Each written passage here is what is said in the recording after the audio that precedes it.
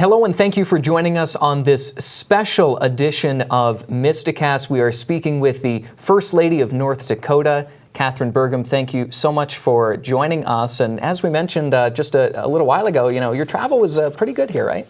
Yeah, it was great. Yeah, I'm excited to be here with you today. Thank you so much for inviting me to join you. So we'll be talking about Recovery Reinvented 2019. So just tell me a little bit about why you are here today.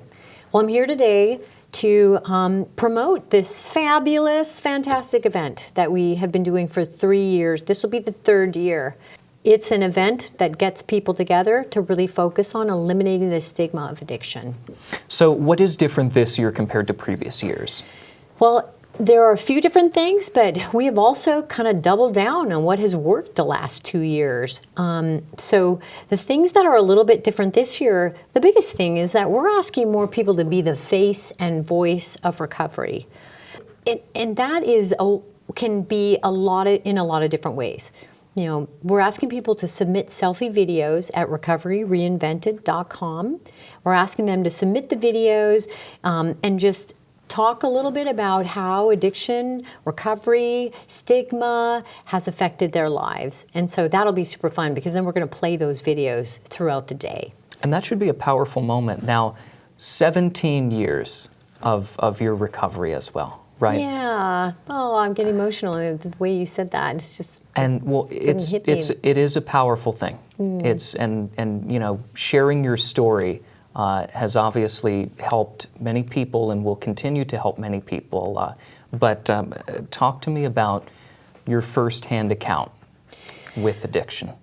Well, it started when I was in high school. I had my first blackout when I was in high school.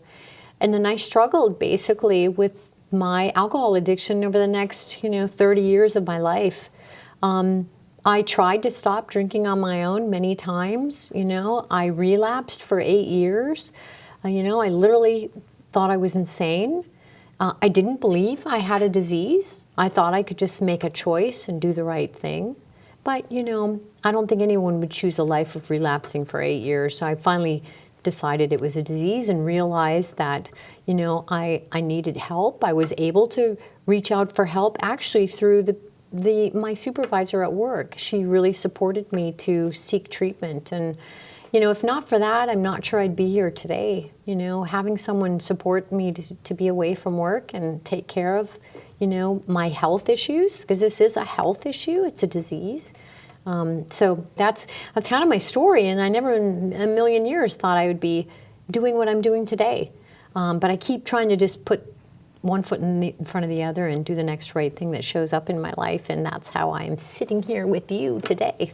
Well, I appreciate you coming out and sharing your story. How did the alcoholism not only affect you, but your family as well for that time period? Well, that's an interesting question too. I haven't spent a lot of time talking to my family about it. I guess I would say, through the years, I felt what they were thinking, and I felt sort of, but my family's been really supportive for the most part, and they were super supportive when I reached out for help. And so, and the work we're doing now, then I'm able to talk about my own journey. My family's very, very supportive, and I'm so grateful for that. And that's kind of what I was talking about with family on the way over here to do this interview, is that my mother had smoked for 36 years, and I helped her quit the habit, as best I can, and she did, quit the habit. And so seeing that firsthand, although it's not as the same as alcohol and opioid addiction, but it is still a form of an addiction. How can people help support their families? Mm-hmm. Well, that's a good point. Addictions have, they all can tend to have negative consequences, some worse than others, some health consequences, some criminal justice consequences, but I would say that family members, I think it's hard for family members because, when you see someone stop drinking for a while, then start again and stop, or stop doing drugs and then start again and stop. You kind of give up you sort of give up after a while, or there's a lot of frustration and anger and judgment. And I think did you ever give up? Well, at the end of 8 years of relapsing, I was at the lowest point in my life for sure. But, I decided to do whatever it would take to stay sober, and then my life changed from that day on. So I think family members, as hard as it might be, just trying to still love that person, maybe not try to solve their problems, and try not to judge them, but just saying you're there for them in terms of as much as you can be emotionally, but that's the best support you can provide. Recovery Reinvented 2019, coming up here in November at the Bismarck Event Center. That name itself, Recovery Reinvented, that's a very powerful name within itself. Why did you choose to really do something like that? Well, recovery is just so important to having a happy, joyous, and free life for people that struggle with substance use disorder. And we chose Reinvented because we wanted to do things differently. We wanted to focus on recovery in different ways. And we wanted to encourage people to be innovative in how they help people who are trying to seek and find recovery. And so that's what Recovery Reinvented is really all about that. At the core, it's about eliminating stigma, but it's about, creating opportunities for people to be innovative in the ways that they focus on recovery and help people find recovery. And I think we've really achieved that through Recovery Reinvented. And at the State of the State, your husband, Governor Burgum, he got a little bit emotional talking about the bill that had recently passed and your recovery. So how are you using the platform as First Lady to really help deliver your message? Well, I never in a million years thought this is what I would be doing with my life. But, I've been invited to the White House many times. And frankly, that can be pretty daunting.